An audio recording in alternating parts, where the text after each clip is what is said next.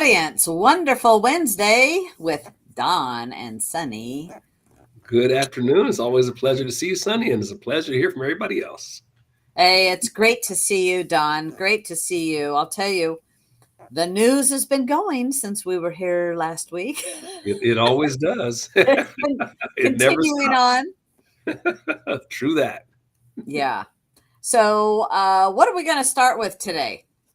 Wow. I guess, well, I thought maybe one interesting piece was I saw a piece in the Washington Post, that whole thing about the in vitro fertilization case.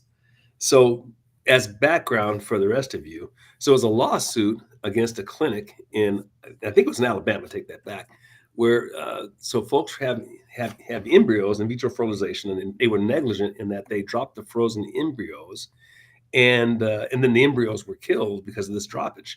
So the parents of the frozen embryos are suing the clinic for negligence under the Wrongful Death of a Minor Act, which, of course, by definition implies that that's a human being, right? So, of course, that's going to make the left go bananas.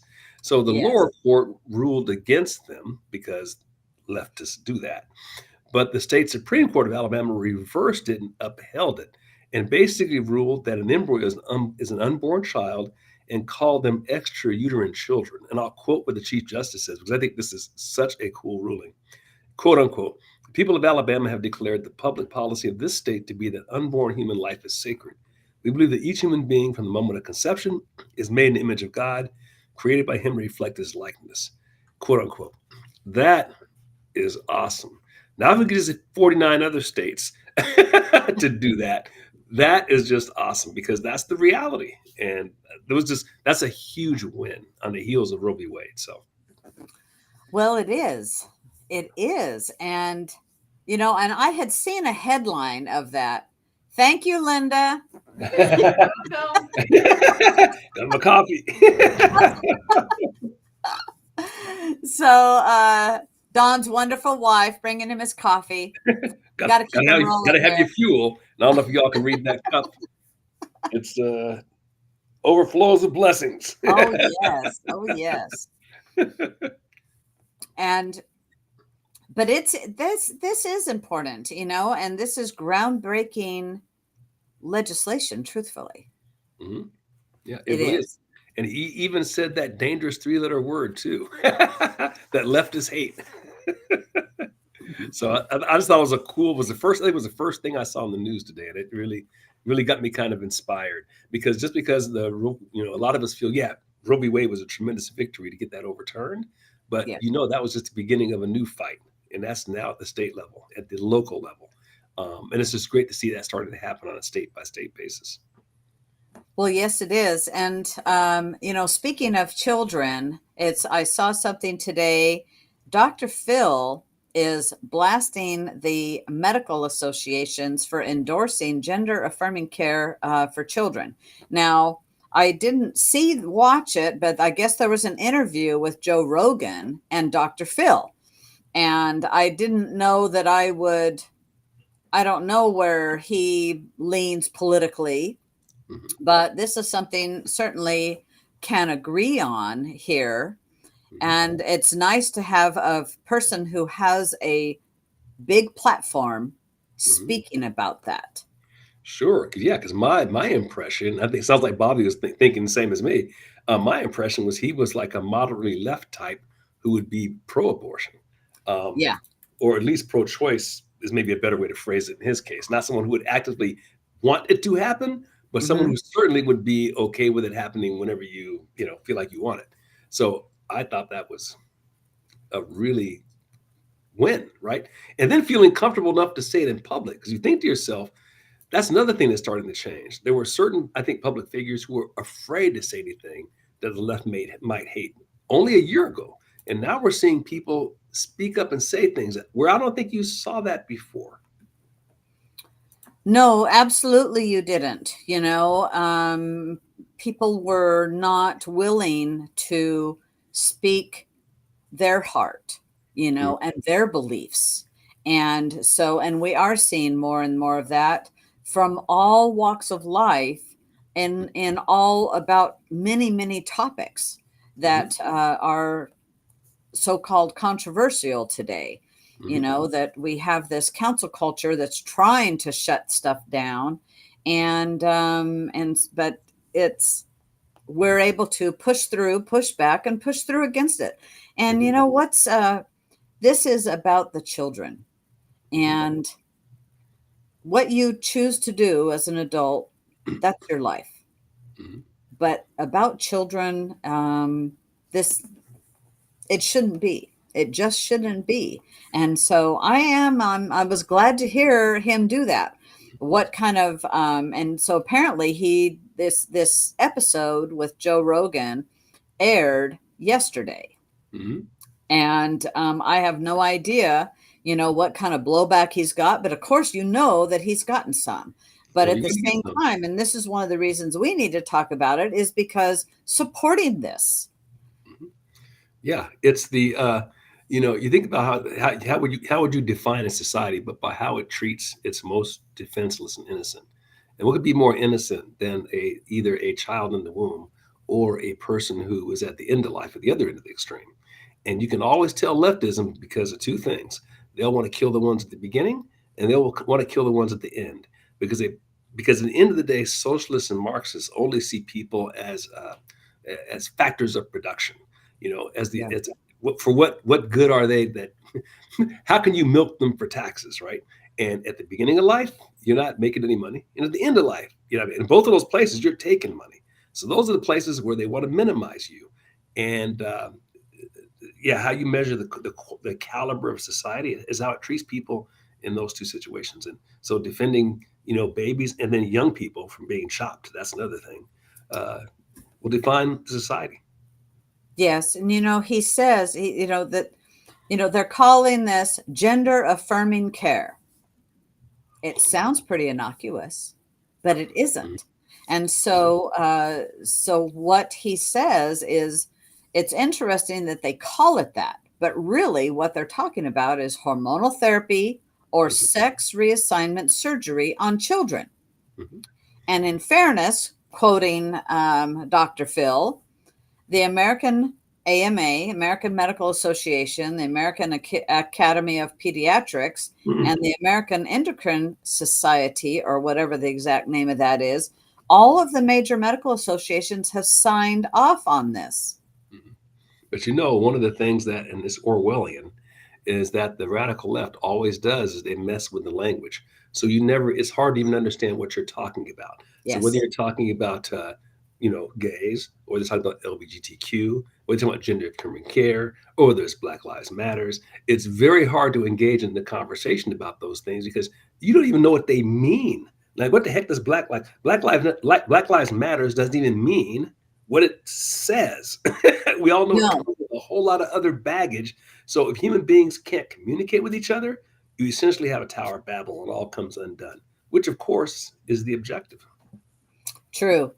And he also brings the fact that in Europe, the European countries are beginning to restrict many of these procedures.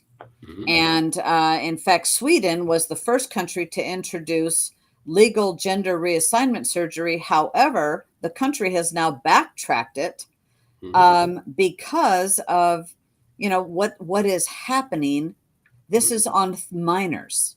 They're backtracking their stance by restricting hormone therapy and mastectomies for minors. And that's the deal. As I said, if you're an adult, what you do, those are your decisions and you'll live with them.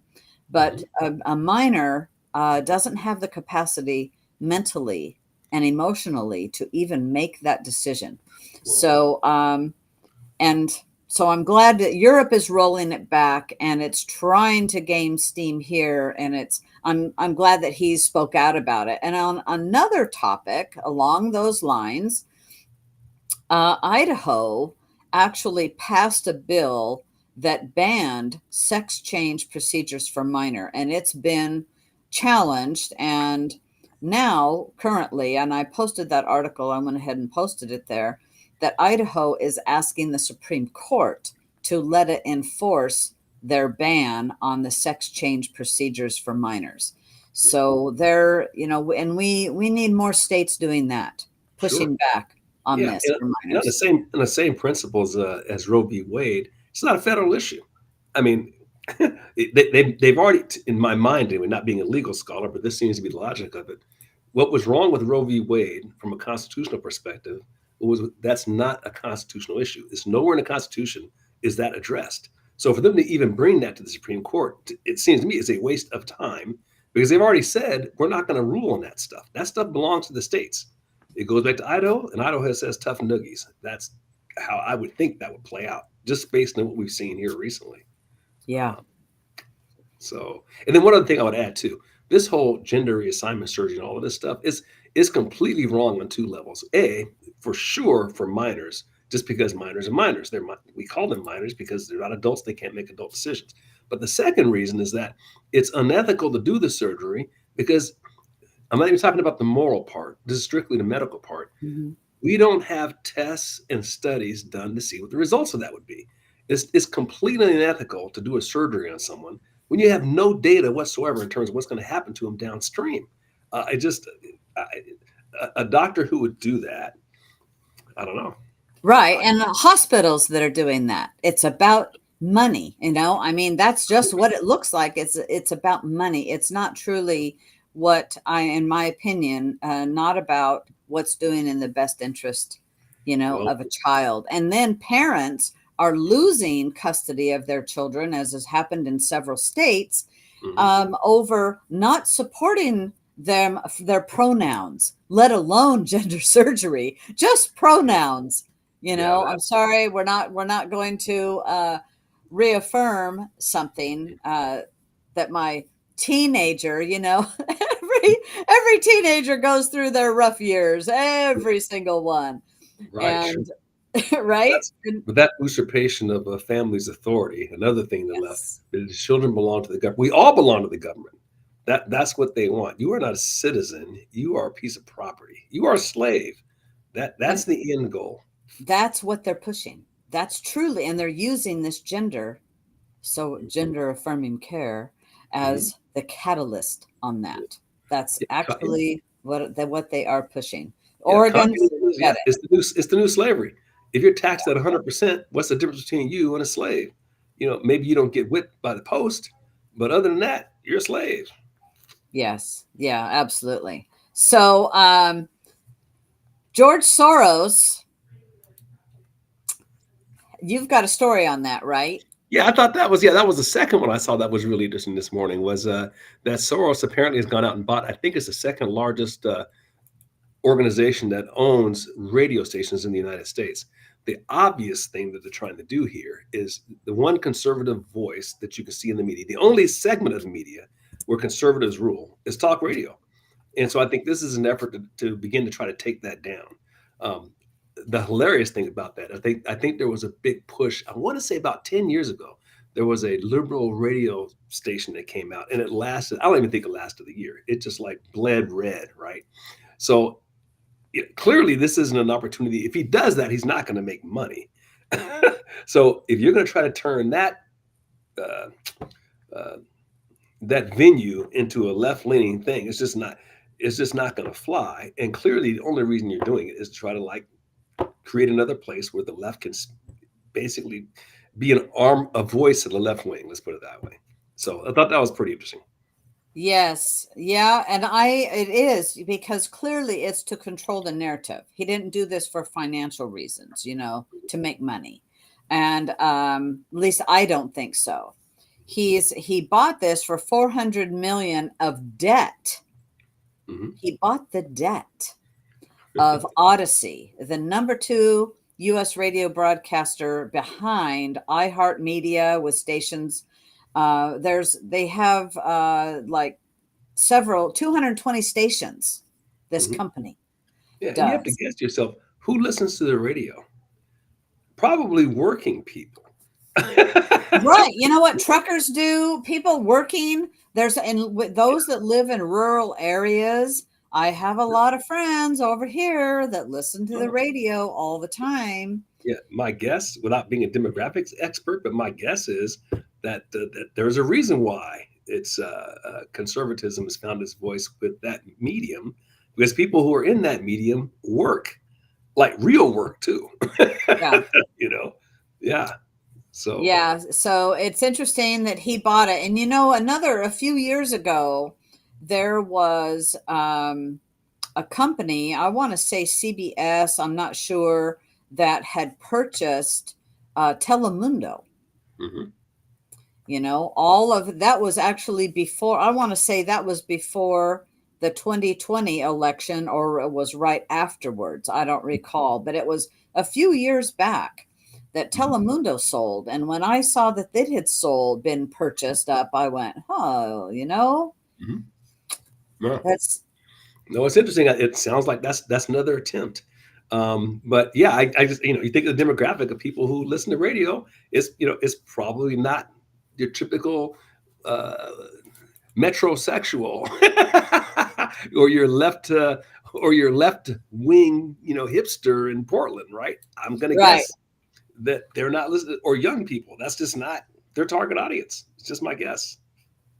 Well, talking about who's buying what, Trump's Truth Social is merging with a company, Digital World Acquisition Corporation, and this is a big deal, and it's for nearly as much as like $4 billion. Hmm. So I've just posted the story. Now this came out on February 15th, but it's all gaining steam because the SEC has approved this Hmm. merger. Hmm. And so Trump will end up owning between 58 and 69% of the company. Hmm. And I would just as soon bet that stocks are rising Hmm. with that. And so I don't know. And personally, I don't know anything about Digital World Acquisition Corporation, but I'm going to guess that this is something that Trump feels Truth Social would be in safe hands with. Yeah, and I would think that the more conservative outlets we have, or and it doesn't even have to be conservative, willing to give fair and balanced news, the better off we're going to be. Because what we're up against is we know the big media and we know where they sit, and we're never going to get a fair hearing from that. And I think more and more Americans are listening or understand that. I mean, CNN's viewership is like plummeting. It's just Yeah, I don't need it to be personally a conservative place, right. but it needs to be where we have our First Amendment right, and able to, because it's okay to listen to opposing views and have dialogue. Mhm. This is what we've done long before the council culture and the snowflakes developed, that are feeling like the product of the university system that had to have safe spaces. Mhm. you Yeah. know I never had to have a safe space that way, and so Oh, I'll tell you, it was funny. I watched an interview with Barbara Walters and Richard Nixon, a couple of nights ago on YouTube, right? And it was just, and we all know she leaned left, and we all know where Nixon was, and it seemed like it was like quaint. It was like so polite and respectful, and she still asked him hard questions, and he gave her hard answers. But it didn't have any of the vitriol you see now. It was just so nice to see that. Wow.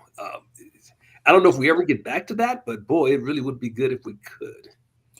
yeah, definitely, and I like Truth Social as well, Lori. In fact, I do. I'm on Mhm. that, and I'm leaning more towards those that I don't feel that I'm going to get censored on. Mhm. And what's fun is, I follow Trump, and you just get to hear whatever he's thinking at any Well, time. He's and you raise a great point because that's the other thing. What happens is, for example, I'm sure most of you saw the interview with Putin and Tucker Carlson.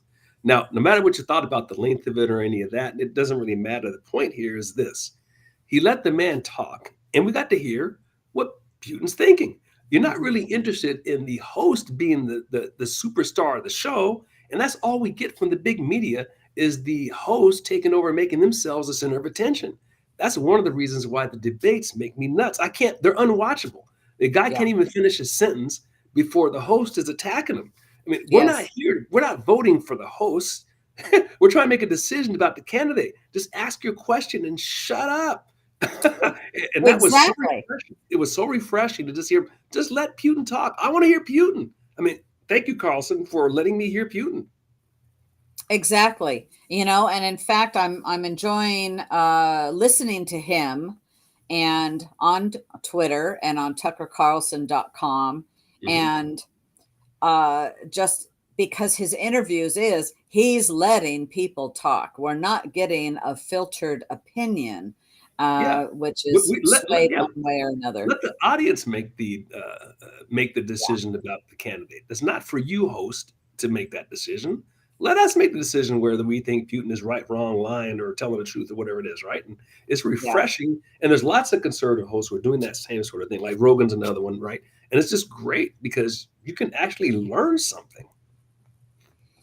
Yeah, so that's anyway, this is there's good news. We have Soros buying the radios, and Trump has got a merger, which is actually, I guess, it's going to make it go public. I'm Hmm. reading the comments of our audience that are far more versed in this than I am, and I love that. I get to Hmm. learn from you guys because I don't know. Hmm.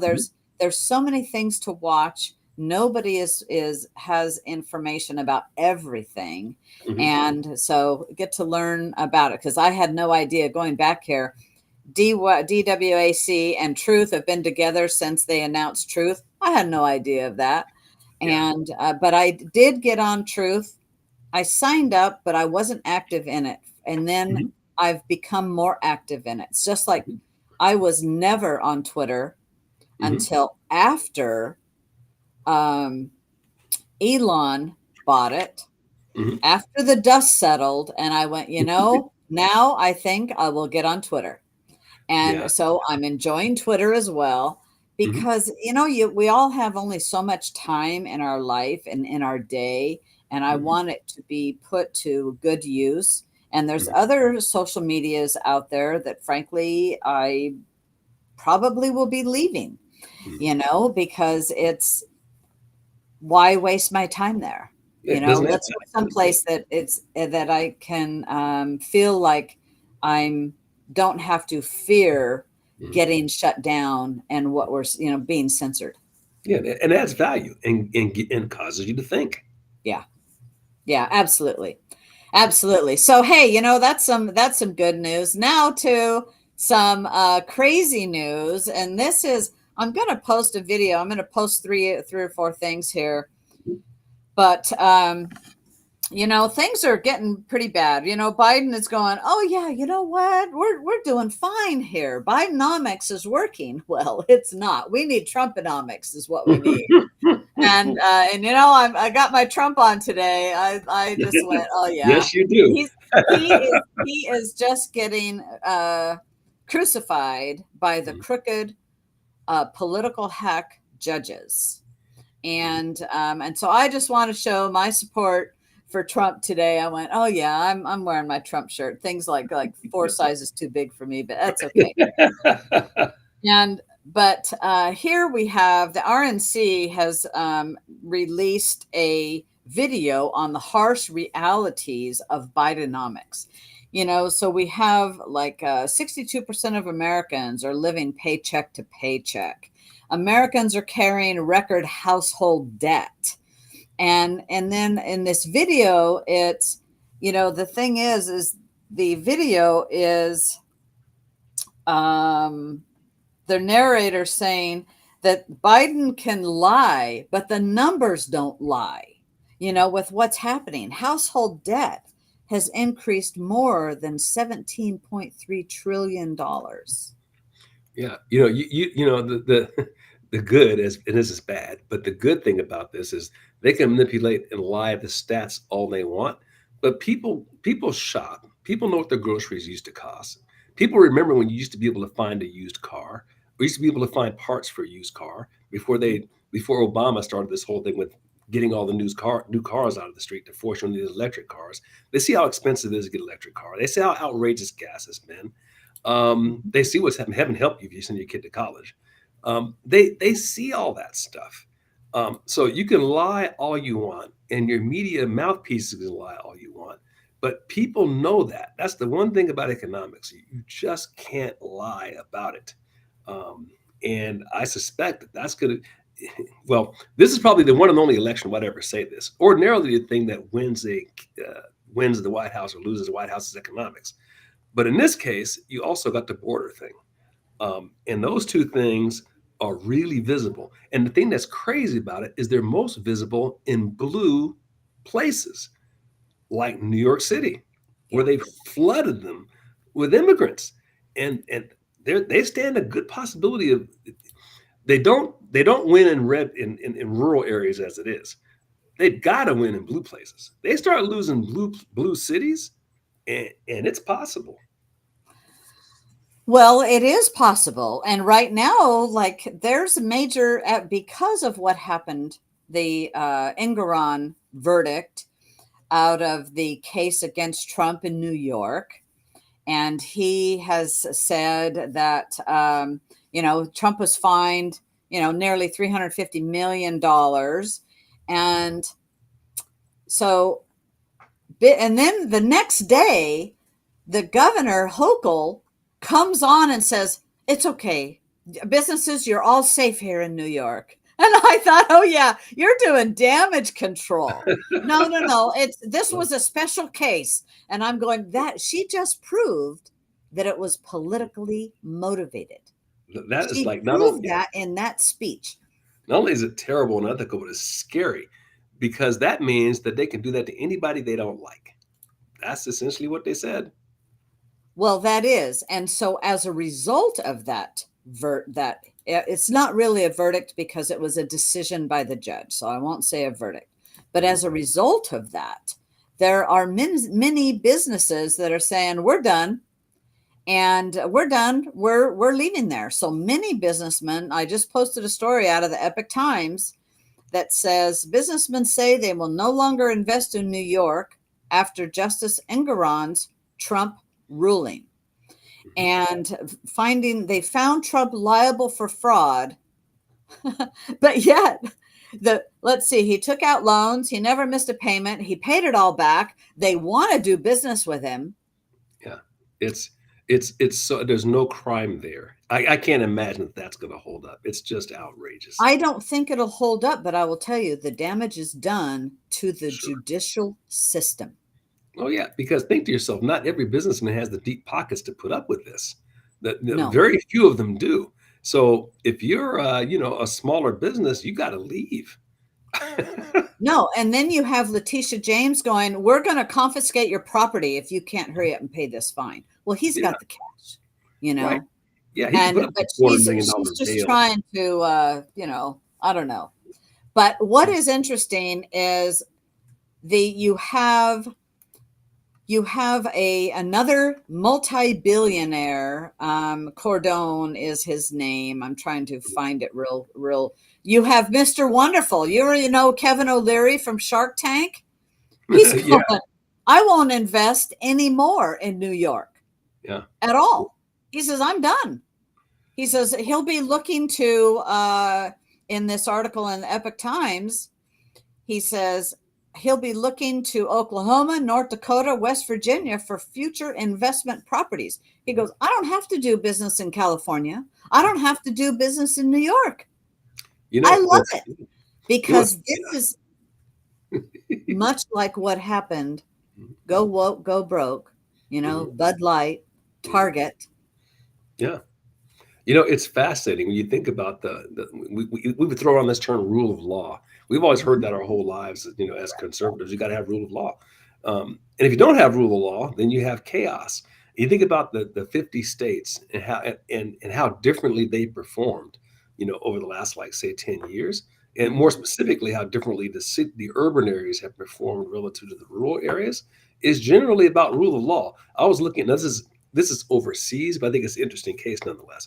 You look at what's happened to South Africa over the last 20 years.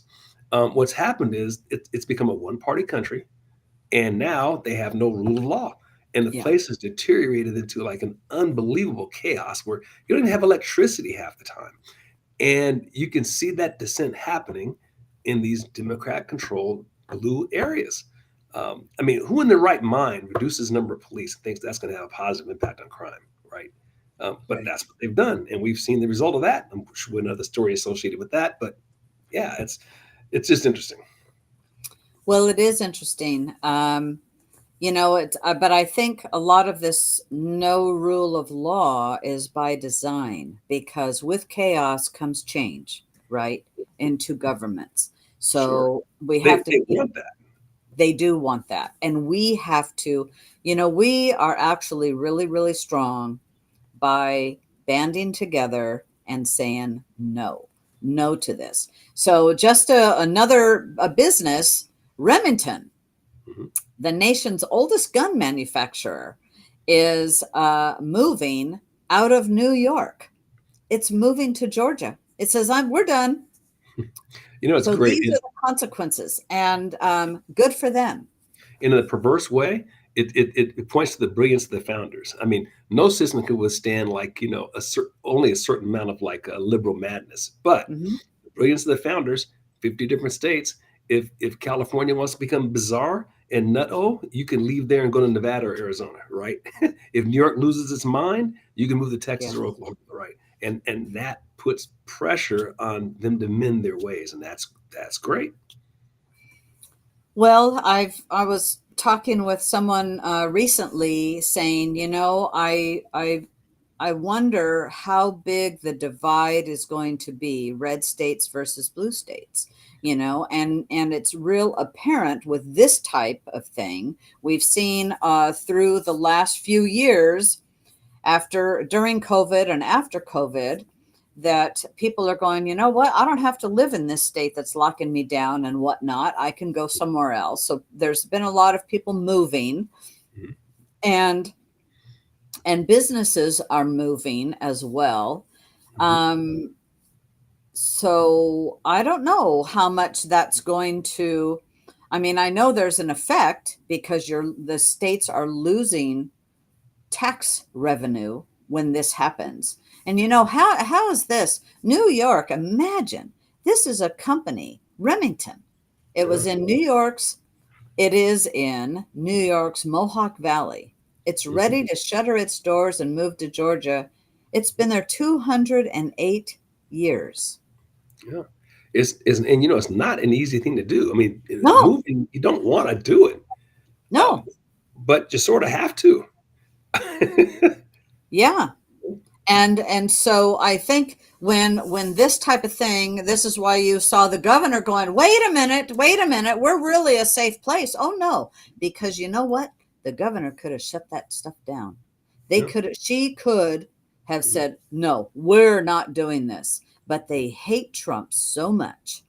They want him gone so bad and hurt that he cannot win. Um, but this will not do it. Yeah. They've just Well, hurt themselves. They're very short-sighted. and the great thing about this, the more population they lose, the more electoral votes go someplace else. And I'm not sure if I saw Bobby's question about Oregon losing population. I don't know about Oregon. I know California's lost a bunch. I just saw an article about that today. They're down like another 130,000 or so. So there's what the biggest electoral rich state in the country, and they're losing electoral votes because of it. And that's Yeah. a good thing. We'd like left wing states to lose electoral votes. Keep doing it. Yes. Yeah. So I have, we do. You're right. I have one more thing on Trump, and that is there is a GoFundMe page. You want to help Trump out on his fines? A Mhm. GoFundMe page. And so I'm posting about the article. It's not the GoFundMe, but this was from PJ Media. Mhm. And it is a couple that is very much Alina Cordone and her husband Grant Cardone. They are they have assets totaling $400 billion. Okay, these are very wealthy people in New York. They're the ones going, we're done, we're not investing there any longer. In fact, on Monday he made the announcement. Grant Cardone made the announcement and said, we're not underwriting anything in New York anymore. He made that announcement to their organization. And it actually made me look him up. I go, who's that guy? Because I didn't Mhm. know. Yeah. Well, so his wife says, America, we have got to help Trump. Mhm. She says, we need to help him. Let's back him. Mhm. And so she set up a GoFundMe campaign, and it's targeting $355 million for the judgment from Engoron. And, Engoron's telling Trump, you can't get a loan in New York. You can't, he can't specifically can't do business for 3 years, his Mhm. sons for 2 years. It's ridiculous. Yeah, it's And so there's going to be a lot of blowback. So when I saw that GoFundMe, I went, oh man, now that's a cool thing. yes, it And is. Americans, and so this GoFundMe page, Mhm. as of yesterday, 5 o'clock, 14,000 people had donated Mhm. $751,299. That's awesome. I'll tell you another thing. I don't know if this is going to come to fruition yet, but Trump is talking about doing a rally in the Bronx. That would be awesome because there's a lot of support for him there. It's going to be pretty. Wouldn't that be great? I mean, talk about going into the heart of the enemy. That would be sensational. The belly of the beast, as they say. Belly of the Yes, beast. the Exactly. belly of the beast. And Pat, I saw that truckers are saying they're not going to take deliveries. In fact, it was on, I don't know if I saw on Twitter or Truth Social, Hmm. that the one particular trucker, he said, you know what? I own my truck. I Hmm. can decide where I'm going to deliver, and Yeah, I'm not going there. that's great. And there's a lot of independent truckers like that. And there's a big country to Hey, still get deliveries to. and it's easy to choke that island. I think 6 million people go into Manhattan, every single day, and Wow. it's an island, and it totally Wow. survives on people bringing. Hey, I don't see any farms in Manhattan, so the truckers can completely shut that place down. That's like a what do they call it? Uh, like what do we do with Cuba when the Navy surrounded Cuba? An Wouldn't embargo. the Soviet Union bring them? Yeah, Embargo, right? an That's embargo. exactly what it is, Yeah. right? Yeah. Uh, Yeah. so So, you can choose who you want to do business with, and how you want to make your money and whatnot.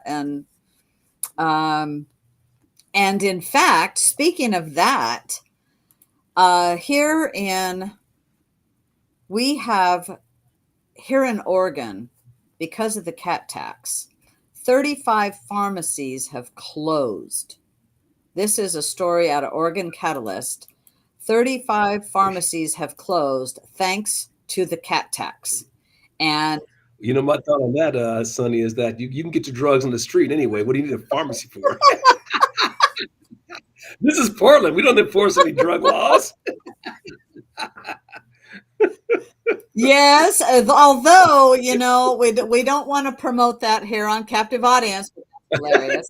It's like family Okay, audience. I got when we're not promoting anything medical, we're not doctors, we're not pretending to be, or pharmacists, or drug or drug dealers. dealers But or pharmaceutical companies. yeah, but it's in fact the biggest. I remember right after the cat tax, very shortly after the cat tax passed, Bimart closed all their pharmacies.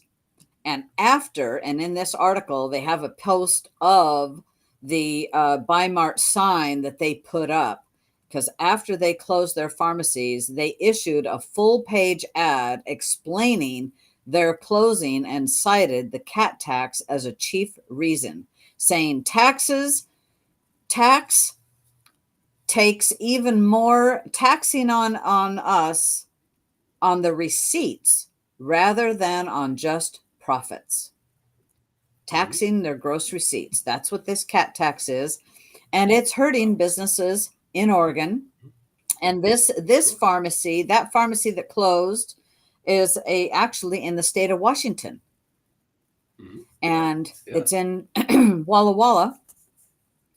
Hmm. and they went out of the Mart's still there, but the pharmacies are Hmm. closed. And here in my town, we have Rite Aid closed. All the Rite Aids around here are closing, and that's a big deal because now to go to Safeway, I don't do business if I can with Walmart. That's just my own choice. Nothing against Hmm. Walmart. It's just where I choose to shop. And I mean, that's an American company, you know? I mean, but that's just where I choose. I try to support the smaller businesses.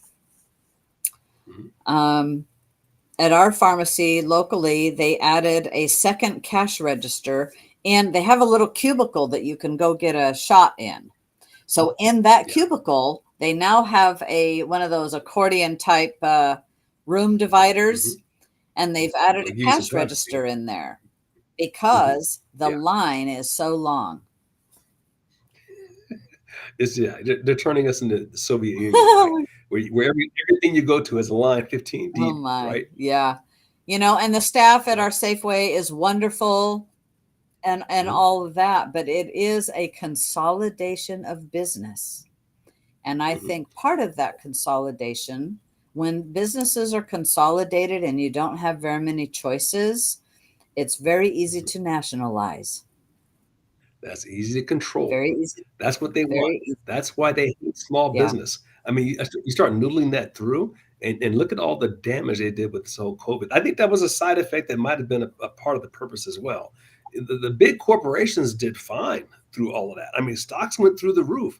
It was the small mom and pops that got hammered by Oh, that. well, And you can drive down. you remember they said, oh, it's okay to go to Home Depot, but you can't go to your local Mhm. hardware store. They had to be closed. Right. Oh yeah, yeah. So That you was, can drive through any city yes, USA, and your IHOPs and your mom and pop pancake houses and restaurants. Those places, a lot of them haven't come back, yeah, and that was their purpose. yeah. Just like their purpose is to run businesses out where you work with your hands. And those things were improving big time when Trump was in office, and they started getting demolished with Biden got in office. And that again is the purpose. So you could force people to only work for a handful of really large corporations. Is kind of like it was Mussolini's dream, right? A little different from the Soviet Union. I think we call that fascism, where we control the corporations. You don't work directly for the government; that you work for the corporation that works for the government. Right. And that's what we see. That's what they're trying to put into place here. It's really brilliant. Brilliant, but it's not American. Free enterprise is American. Oh, and then I'm just noodling this around. Then get this: if you're going to get a job with these Fortune 500, Fortune 1000 companies, what's the first thing they require? They require that you have a college degree, right? And what does a college degree require? That you become a graduate of the Marxist school of thought. Right. So if you don't have those credentials, then you get to work for minimum wage, or you get to be on the dole, um, or you definitely not going to be able to afford a house as a young person. That's the model. It seems that we're working towards. It certainly looks that way to me. So, talking about going and getting your drugs on the street earlier, Oregon is seeing a staggering 41% increase in fentanyl deaths. Oregon Yep. has the highest in the nation, Don. Yeah, I just saw a similar article to what you were. We saw this at the same time. It's pretty interesting. So, ballooned at 1,000. So, 77 known fentanyl overdose deaths in the state in the 12 months ending. So, that was September of 2019. In the last 12 months, we went from 77 to 1,268. That is like insane. Uh, 30 fentanyl overdose fatalities for every 100,000 people. I mean, that is like a huge statistic. That's so high that there's a chance that you know somebody who knows somebody. I mean, that's how high that is. Yes. And so, in this story that I just posted from Coin, it says in 4 years, Oregon is 12,000 more people have been killed by fentanyl in 4 years since the CDC started its project in 2019. Well, 19, I guess that's more than 4 years. It's five. Okay. Mhm. But it says 4 years ago, 13% of overdose deaths were from fentanyl. And And you got to think to yourself, for every one of those people who died, how many other people got destroyed but have not yet, they're walking around dead as a result of this stuff. Yeah, and that was an increase of 1,526% increase. Uh, This is yeah. awful. And in late January of this year, the city of Portland and Multnomah County declared a 90-day state of emergency. I don't know what they got All accomplished in that, yeah, but yeah. All at the same time as we reduce the number of police.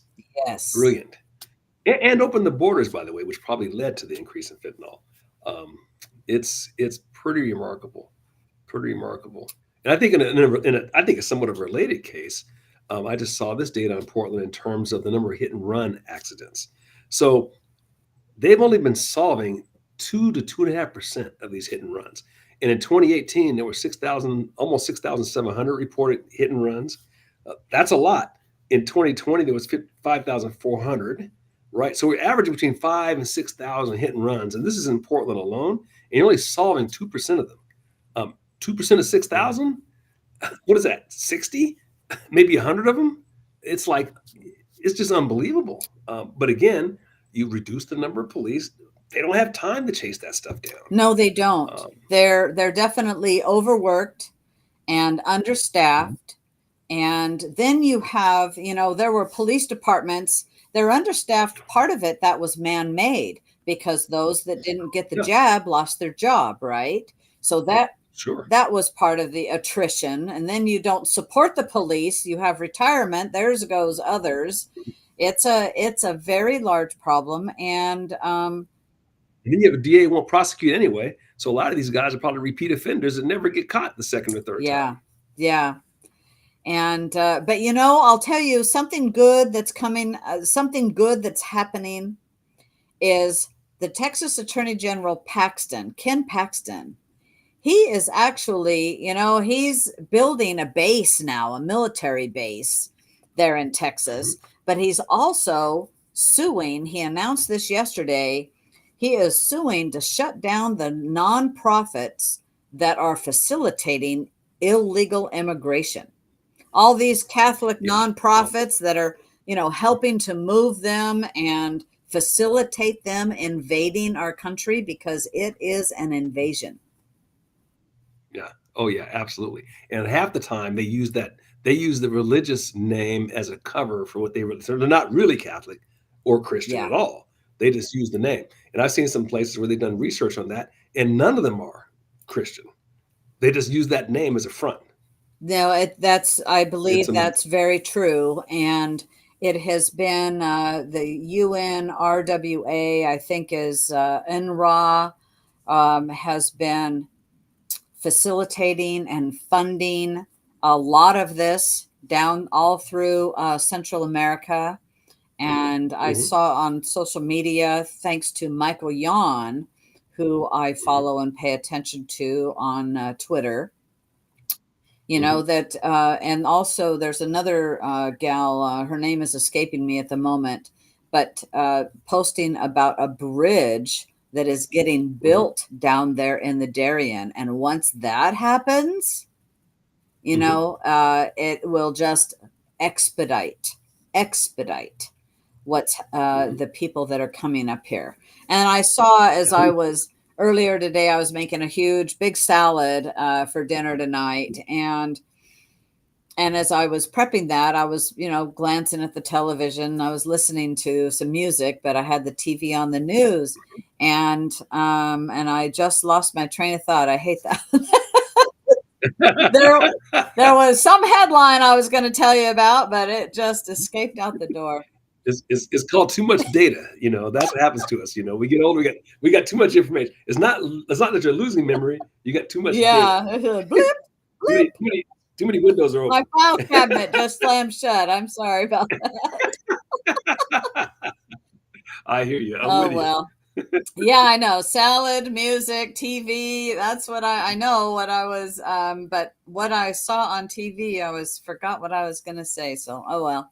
And about the drugs, so because it had to do with that. It had to do with the drugs. Well, let's see. I don't have anything else. Did you have anything else, Don? I'm just flipping through, and I think That's is this is a first for us finishing in under an hour. But those are the ones that I could think of at the moment. Oh, I guess there was one last one, just real Sure. quick. Um, yeah, so Zelensky, so the Ukrainian president, has been going around bashing the Republicans in Congress for not supporting more money for Zelensky. And I think it's just wonderful that the Republicans are holding up more money for him because we shouldn't send him another dime. And we shouldn't send him any money anyway, but certainly not before we fix this border problem we have, among other things. So that's just great. And I think it was Trump. I saw Trump speaking on this, and his whole thing is, we got an ocean defending us. Why are we sending money to them? Why are we supporting your pay your own dime? If you think Ukraine's worth saving, you save them. I think it's just awesome. I do And of course, too. left wing I do too. They should be circle. paying their fair share. No, exactly. Yeah, if you if you're dumb enough to think a small country like Ukraine is going to beat Russia, then you just keep doubling down on that. No, in It's not fact, going to. in fact, they just lost a big city, apparently. I don't remember the name of it, but I remember reading I about recall it. that. So Mhm. doing a retreat, and it's Russia Yeah, no is matter how much advancing. lying they can lie till the cows come home. Yeah, Russia's not. Russia doesn't lose too many wars. yeah. And they've won against much bigger enemies than the Ukraine, which used to belong to them. So it's just silly. It's just silly. Yeah, so Lori, yes, Michael Yon. Google him up. He's in Substack. He's on. Oh, I don't know. Yeah, I think he's in Substack, but he's on Twitter, and you have his name spelled correctly. And Friday, I'll see about putting the link up when I come back on Friday and about him. But he is a war correspondent reporter who he has been covering what's gone on in the Darien Gap, and his videos, he puts a drone up, he shows you what has been built. He goes, oh, they just built a new compound, that's for the Chinese over there. It is amazing to see what is going on, and he is a person who is um, cares about what's happening. You can trust what he says, and because he shows you the evidence, Mhm. unfiltered. So, yeah, Yeah. it would be nice to have Michael Yon back on. I haven't had him for quite a while. Yeah. So, hey everybody, thank you for forgiving me while I have to. And yeah, I saw that I needed a reboot. You got that right. Sonny's having a But good. but you can go have that nice salad. I got some box wine in here. I'm not ashamed. I'm going to drink some box wine tonight. Okay, well, I'll leave you to the wine. I've got 30 years of sobriety, Don, so I'm not going to start Oh, there you now. go. And Well, I yeah, got I got 6 hours of sobriety. hey, but that's okay. That's okay. I don't care if anybody wants to have a drink. This is just how my life is. I hear you. That's And well, I great. know you got your coffee, so I guess now it's time for wine. Yes, I got to There balance it you out, go. right? There you go. Tell Linda hi, and everybody share the I message. shall. Thank you very much. Good night, everybody. We'll be back on Friday. Don and I will be back on Friday. That's right. Awesome. Yes. See you David then. is still under the weather, you guys. And so Don and I will be back on Friday, and I'll see about having a Michael Vion link for you. Good night. Good night, everybody.